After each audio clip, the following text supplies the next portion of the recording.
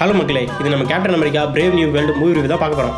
என்ன Marvel fans ரெடியா? Avengers assemble பண்ணலாமா? மக்களே, அதுக்கு முன்னாடி ஒரு முக்கியமான விஷயம், இது ஸ்பாய்லர் அலர்ட், அதையும் இன்ஃபார்ம் பண்ணிடுறேன். மக்களே, இந்த படத்தை யார் யார் பார்க்கலாம்னா, நீங்கள் ஒரு கேப்டன் மிகப்பெரிய ஃபேனாக இருந்தீங்கன்னா தயவு செஞ்சு இந்த படத்தை பாருங்கள். அப்போ தான் கேப்டன் அமெரிக்கான்ற ஒரு இதுவே மறந்துடுவீங்க. ஏன்னா நானும் அப்படி தான். இந்த படத்தை பார்த்ததுக்கப்புறம் கேப்டன் அமெரிக்கான்னு ஒருத்தர் இருந்தாரா அப்படின்றத டோட்டலாகவே எனக்கு மார்க் அடிக்க வச்சிச்சு. என்னடா பண்ணி வச்சுருக்கீங்க? கேப்டன் அமெரிக்கான்னு பேர் வச்சதுக்கு பதிலாக இந்த படத்தை ஃப்ளையிங் மேன் இல்லைனா சாம் வில்சன் ஃப்ளையிங் மேன் எதனாவது பேர் வச்சிருக்கலாம். டோட்டலாக குழப்பி விட்டுட்டாங்க. கேப்டன் அமெரிக்கான்ற ஒரு ஃபுல் கான்செப்டே எடுத்துகிட்டு வேறு யாரோ பார்த்த மாதிரி ஒரு ஃபீல் ஆகுது கைஸ். தயவு செஞ்சு படத்தை பாருங்கள், நல்லா இருக்குது. மற்றபடி ஸ்க்ரீன் பிளே எல்லாம் பக்காவாக பண்ணியிருக்காங்க. என்னென்னா கேப்டன் அமெரிக்கான்ற ஒரு சின்ன விஷயத்தை மட்டும் கொஞ்சம் மறக்கடிச்சு வச்சுட்டாங்களோ அப்படின்னு தோணுச்சு எனக்கு. அதுக்கு முன்னாடி கதைக்கு போவோம். கதை எதை பற்றி பேஸ் பண்ணி போகிறேன், என்கேம்க்கு அப்புறம் உங்களுக்கே தெரிஞ்சிருக்கோம், கேப்டன் அமெரிக்கா அவருடைய ஷீல்டை வந்து சாம் வில்சன் கிட்ட கொடுத்துருப்பாரு. இதுக்கு தகுதியான ஆள் நீ தான், அப்புறம் நீயே எடுத்து யூஸ் பண்ணிக்க அப்படின்னு. ஏன்னா சாம் அவ்வளோ நல்லவராக இருப்பாரு, அப்புறம் எதிர்த்து போராடக்கூடிய தன்மைக்கான ஆள் இருப்பதுனால அவர்கிட்ட கொடுத்துட்டு போயிருப்பாரு. அதுக்கப்புறம் அந்த சீரிஸ் தான் பார்த்தீங்கன்னா the Falcon and the Winter soldier.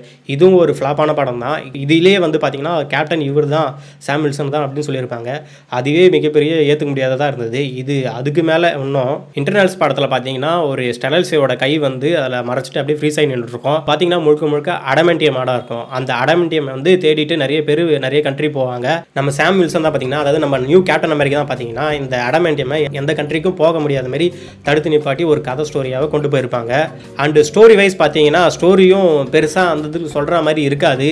ஏன் மார்வல் வர ஸ்டோரி நல்லா இருக்க மாட்டேது? இதுலேயும் இந்த படத்துலையும் பார்த்தீங்கன்னா ஃபைட் சீன் கொஞ்சம் தான் இருக்கும். ஸ்டோரி வைஸ் பேசிகிட்டே தான் இருப்பாங்க, மற்றபடி பெருசாக சொல்கிற மாதிரிலாம் இருக்காது.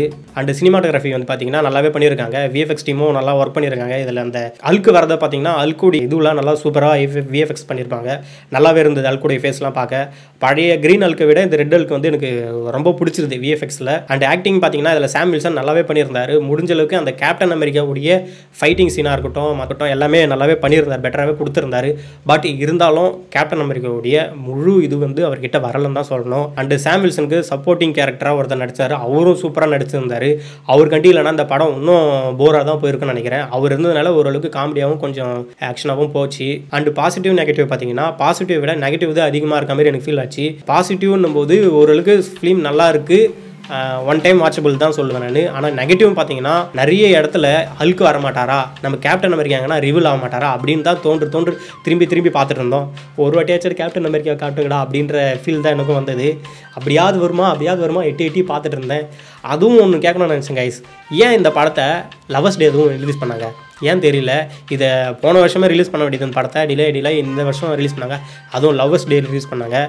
முழுக்க பார்த்தீங்கன்னா எல்லாம் ஜோடியாக தான் இருக்கேன். நானும் என் ஃப்ரெண்டு மட்டும் தான் பார்த்துட்டு தனியாக உட்காந்துட்டு என்னடா இது எப்படா படம் வரும், அண்டு எப்படா கேப்டன் அமெரிக்கா வரும், எப்படா அல்க்கு வருவா, ஐயோ அது ஏன் கேட்குறீங்க, அல்க்கு எப்போ வரும்னு தெரிஞ்சு பாதி நேரம் ஓடி போச்சுங்க கதையை. கடைசி கால ஊரில் தான் அல்க்கு வந்துட்டு சும்மா அப்படி ஒரு பண்ணி போயிருப்பார். அப்புறம் பார்த்தீங்கன்னா ஒரு நாள் ஃபுல்லாக இதை நான் பண்ணிட்டே இருப்பேன்ற ஒரு கேப்டன் அமெரிக்கா டைலாக் வரும். ஆனால் இதில் இவர் பார்த்தீங்கன்னா நான் இதை பண்ணவே மாட்டேன்ற மாதிரி புஷ் பண்ணிட்டு இருக்காரு. ஏன்னா இவர் மேலே கேப்டன் அமெரிக்கான்ற ஒரு ஃபீல் வரலையோ அப்படின்ற ஒரு இதுவாக தான் தோற்றமாக தான் எனக்கு தெரிஞ்சது. அண்டு நெகட்டிவ்ஸ் பார்த்தீங்கன்னா முக்கியமான விஷயம், அல்க்கு ஏன் எல்லாருக்கிட்டையும் அடி வாங்குற மாதிரி காட்டுறாங்கன்னு புரியல. மார்வல்ஸ் அதுவும் அல்க்குனாவே இவங்ககிட்ட அடி வாங்கணும் அவங்ககிட்ட அடி வாங்கணுன்ற ஒரு போர்ட்ரேட் பண்ணுற மாதிரி இருக்கா. அல்க்குனா மாதம் எப்படி பார்த்தா அல்க்கு இப்போ பொருளாக அடிச்சிட்டு இருக்கான். அதாவது தோர்கிட்ட அடி வாங்கிட்டாரு, தேனோஸ் கிட்ட அடி வாங்கிட்டாரு, இப்போ இவர்கிட்டையும் அடி வாங்குற மாதிரி தெரிஞ்சுது. அதாவது அல்க்குன்றது ஒரு பவர்ஃபுல்லானவும் ஒரு ஓவர் பவர்ஃபுல்லானாலும் ஒரு கேரக்டர், அதை பொருளாக அடிக்கணுமா அப்படின்றது தோன்றுச்சு.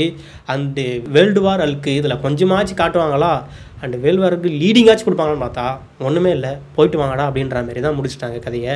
ரெட் அல்க், அதுவும் ரெட் அல்க்குன்றது இருக்கிறதுலே கோமான அதுவும் ஓவர் பவராகவும் இருக்கக்கூடிய அல்க்கை சிம்பிளாக முடித்து ஒரு ஃப்ளவரால் கட்டுப்படுத்துகிற மாதிரி ஆயிடுச்சு. என்னடா பண்ணுறீங்க மார்வல், அல்க்கை கொண்டு வாங்கடா மறுபடியும். இது மாதிரி அடி வாங்கி போர் அடிச்சு போச்சு அல்க்கு பார்க்கவே. ஏன்னா பொருளாக அடிச்சுட்டு பார்க்க வா அடி வாங்கிக்கோ போ அப்படின்ற மாரி ஆயிடுச்சு. அப்புறம் முக்கியமான ஃபைட் உல்வீரின் அண்டு அல்க் எப்போ தான் வரும்னு தெரில, அதுக்குள்ளே எங்களுக்கு வயசாகிடும் போல். இந்த மாதிரி அல்கை வந்து ரொம்ப டாமினேட் பண்ணி தான் அவங்க மூவி எடுக்கிற மாதிரி ஆகிடுச்சு. சில கேரக்டரையும் இது பண்ணிட்டு தான். அண்ட் ஃபால்கன் பார்த்தீங்கன்னா அடி வாங்கி ஜஸ்ட் மிஸ் தப்பிச்சிருப்பாரு. ஆனால் கேப்டன் அமெரிக்கா தான் ஓரளவுக்கு தாக்கு பிடிச்சிருப்பாரு நினைக்கிறேன்.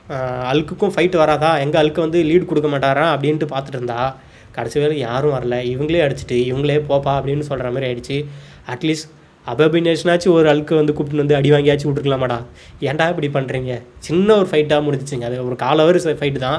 வருவார், எகிருவார், முடிப்பார், அடிப்பார், போயிடுவார் அப்படின்ற மாதிரி தான் போயிடுச்சு. ஓகே, மார்வல் கிட்ட தான் இதெல்லாம் அழுக்கு நல்லா கொண்டு வரதும் வேறு அழுக்காச்சும் கொண்டு வாங்கடா. அட்லீஸ்ட் டூம்ஸ்டே அவரையாச்சும் லீடு கொடுப்பாங்க. அடுத்து டூம்ஸ்டேக்காச்சும் படத்துக்கு லீடு கொடுக்கும் வரும் ஏதாவதுன்னு பார்த்தா அதுவும் இல்லை கைஸ். கடைசியில் ஒரு இதுவோடு முடிச்சிருப்பாங்க, ஒன்றுமில்லை படா அப்படின்ற மாதிரி தான் முடிச்சிருப்பாங்க.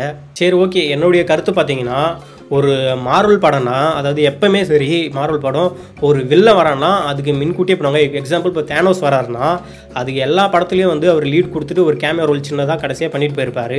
ஆனால் இந்த படத்தில் கடைசி வரைக்கும் டூம்ஸ்டேவும் காட்டல, ஒரு வேர்ல்டு வாராலுக்கும் ஒரு அல்குன்ற ஒரு இதுவும் காட்டல. கேப்டன் அமெரிக்கான்னு காட்டணுன்றதுக்காக ஒரு படம் எடுத்த மாதிரியும் அது நான் கொடுத்த மாதிரி தான் இருக்குது. ஆல்ரெடி அயன்மேனியும் இறந்துட்டாருன்னு சொல்லிட்டீங்க. இப்போது கேப்டன் அமெரிக்கா என்னும் போது படம் வர பார்க்கவே இந்த படம் ரிலீஸ் பண்ணதுக்கு ஃபேண்டாஸ்டிக் 4 படம் ஆச்சு வந்திருந்தாலும் கொஞ்சம் பெட்டராக இருந்திருக்கும். ஏன்னா அதில் பார்த்தீங்கன்னா கண்டிப்பாக டூம்ஸ்டேக்கு லீடு கொடுத்து தான் ஆகணும், லீடு கொடுக்காம போக முடியாது. அதில் ஸ்டைலிஷ் தான் நல்லா வருவாங்க. ஓரளவுக்கு டீசெண்டான படம் அண்டு ஃபேமிலிஸ் ஒன் டைம் பார்க்கலாம். மார்வல் ஃபேன்ஸ் எதிர்பார்த்து போகிற அளவுக்கு ரொம்ப ஒன்றுமே இருக்காது. அண்டு கேப்டன் அமெரிக்கா ஃபேன்ஸாக இருந்தீங்கன்னா நீங்கள் சும்மா பாருங்கள். ஏன்னா அந்தளவுக்கு ஃபீல் வந்து கேப்டன் அமெரிக்கா இழந்த மாதிரி தான் ஃபீல் வருது. ஸோ இதுதான் என்னுடைய கருத்து. ஓகே மக்களே, ஃபைனலாக ஓவரால் என்னுடைய ரேட்டிங் பார்த்தீங்கன்னா 10க்கு 5 தான் கொடுப்பேன். ஏன்னா கேப்டன் அமெரிக்கான்ற ஒரு இழந்ததுக்கே ஒரு மிகப்பெரிய சோகம் தான். கொஞ்சம் டெவலப் பண்ணியிருக்கலாம், ஸ்டோரியும் கொஞ்சம் ஃபைட் சீனும் கொண்டு வந்திருக்கலாம். அண்டு லீடிங் கொஞ்சம் நல்லா ப்ராப்பராக கொடுத்துருக்கலாம். அடுத்ததுக்கான என்ன வரப்போகுதுன்ட்டு 5 அவ்வளோதான். ஓகே மக்களே, பாய். அடுத்த வீடியோவில் பார்ப்போம். அவெஞ்சர்ஸ் அசம்பிளில் பார்ப்போம். பாய்.